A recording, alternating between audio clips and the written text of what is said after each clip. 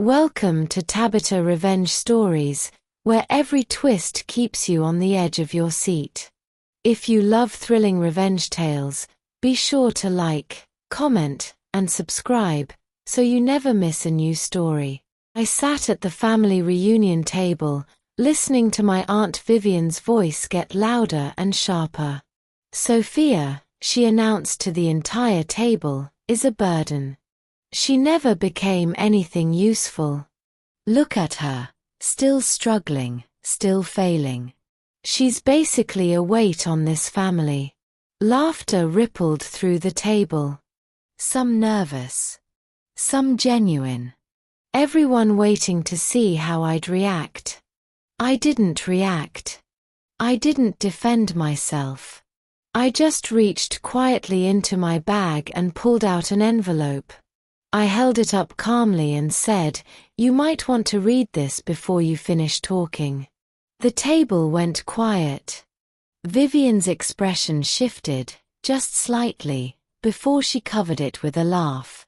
"What is that?" she asked, her voice still mocking, but something underneath had changed. I placed the envelope on the table in front of her, saying nothing. Vivian scoffed and refused to open it. She kept talking, kept insulting me, kept performing for the table like I'd just handed her nothing at all. But I noticed her eyes kept glancing back at the envelope. I just sat there, calm. Watching. Not arguing. Not defending. Just waiting. The envelope sat on the table between us like something alive. Like something waiting to be opened. Vivian kept talking, but her words were losing their rhythm. She was performing confidence, but I could see the cracks underneath. I'd spent weeks preparing for this moment. Gathering documents. Following paper trails. Understanding exactly what needed to be exposed. And I was going to let her dig herself deeper before anything changed. A few relatives started noticing the tension between me and Vivian. One cousin leaned forward, watching the envelope with curiosity. Finally, Vivian reached for it. She opened it halfway, looked inside for a moment, and her expression shifted. Just slightly. A flash of something, recognition, maybe. Or fear. But she quickly hid it.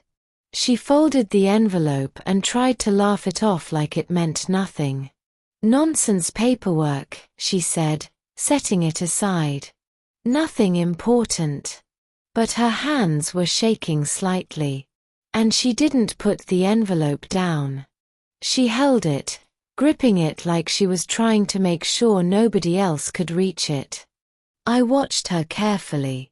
The moment she'd seen what was inside, something had changed. Her confidence had cracked, just for a second. A relative asked what the document was. I didn't answer. I just waited to see what Vivian would say. She quickly folded the envelope away and changed the subject. She started talking about something else entirely, something unrelated, trying to move everyone's attention away from what had just happened. But it was too late. People had noticed. The envelope had become the thing everyone was curious about, whether they admitted it or not. I thought about all the years of this. All the family gatherings where Vivian had humiliated me. Where she'd made comments about my choices, my career, my life. Where she'd positioned herself as the successful one and me as the failure. Years of it. Consistent. Deliberate. This reunion was just the latest. But it was also the moment where something shifted. I had information now. Information I'd gathered quietly, carefully, over weeks of research. Information that changed everything about the narrative Vivian had been controlling for so long. Weeks before the reunion, I'd started investigating. I'd looked through old family records. I'd contacted relatives. I'd dug into financial documents that nobody thought mattered anymore. And I'd found something that nobody was supposed to find. A pattern. A trail of transactions. A story that nobody had been telling. Vivian's name kept appearing in places it shouldn't. In financial decisions that affected people she claimed not to be involved with. In estate distributions that had never been properly explained. I'd contacted a lawyer. Just to understand what I was looking at. What it actually meant. The lawyer took one look at what I'd found and said, "This needs investigation.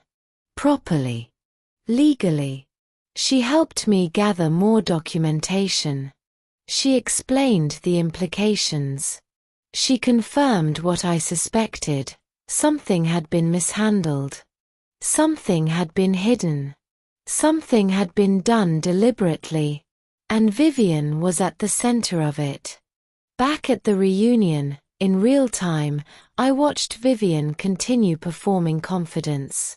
But her eyes kept returning to the envelope. Her hands kept checking where she'd hidden it. My silence was unsettling her more than any argument could have. I'd added a second page to the envelope before handing it to her. Something even more serious than the first document. Something that she'd only see if she actually opened it fully and read it. Relatives kept praising Vivian. Talking about her success. Her accomplishments. Her wisdom. They didn't know what I knew.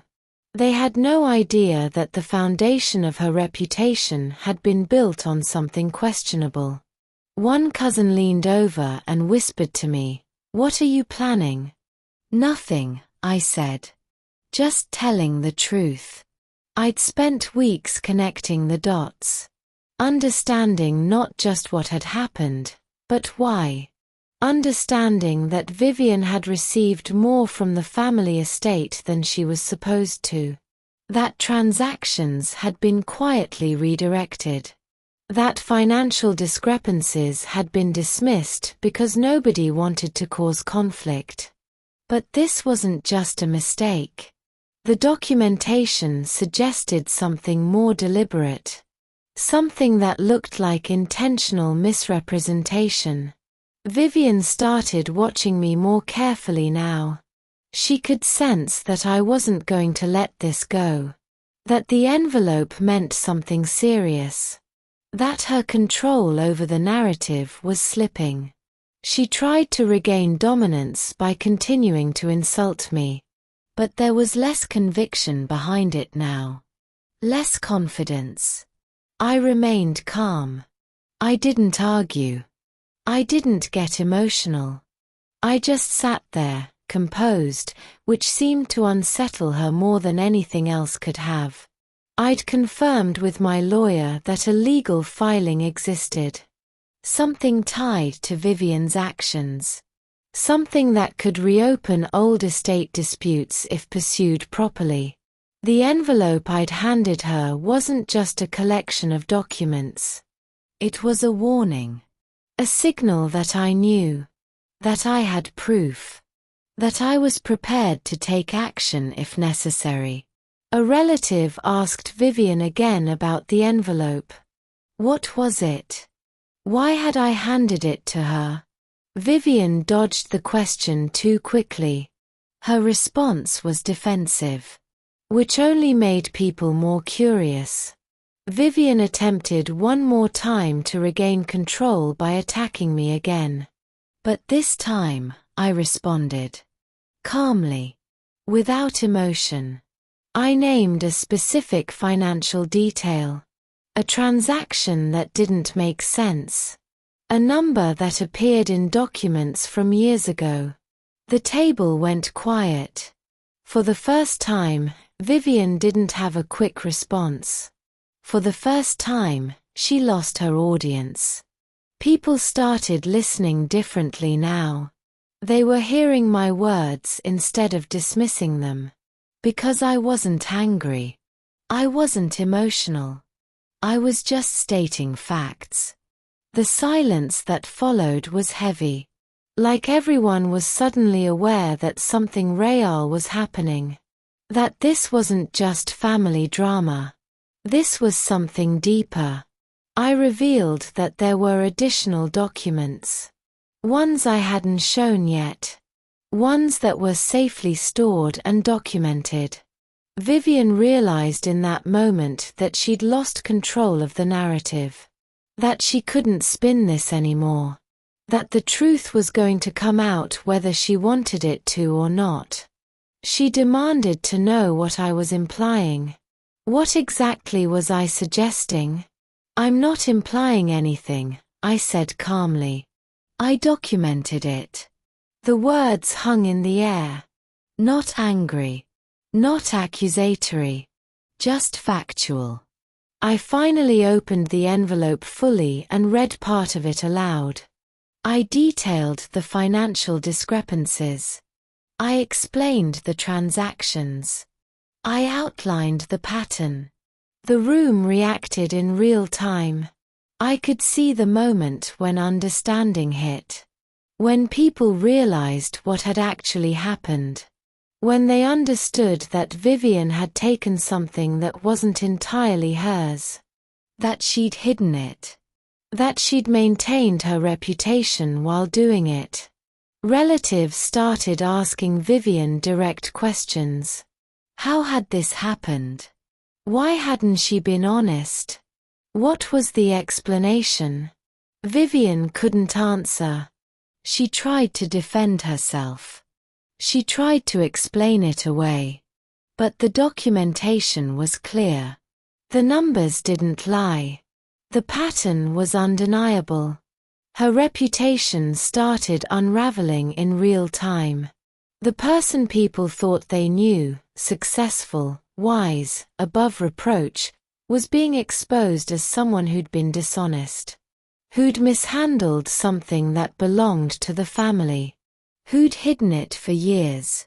Vivian sat there, facing what she'd created. Facing the moment when her careful narrative finally broke apart. She tried one more time to salvage her image. But it was too late. People had seen the documentation. They understood what had happened. They weren't going to unsee it. She left the reunion early. Not dramatically. Just quietly. She gathered her things and left while people were still asking questions. And I stayed. Calm. Composed. No longer the burden. No longer the failure. Now the person who'd held the truth all along. After she left, relatives approached me privately. They wanted to know more. They wanted to understand the full extent of what had happened. They wanted to know what I planned to do next. I told them I wasn't planning anything except pursuing the legal path my lawyer had suggested. That I wasn't doing this for revenge. I was doing it for accountability. I thought about Vivian sitting in her car, driving away from the reunion, understanding finally that her control was gone. That her narrative had been broken. That the truth was going to follow her whether she wanted it to or not. The envelope had done that.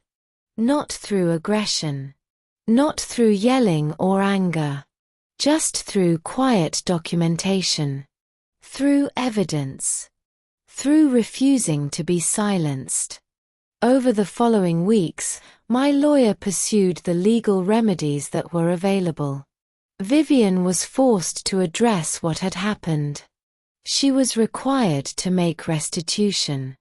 She was publicly exposed for what she'd done. But the real consequence wasn't financial. It was social.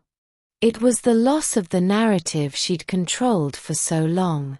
It was being seen for what she actually was instead of the image she'd presented.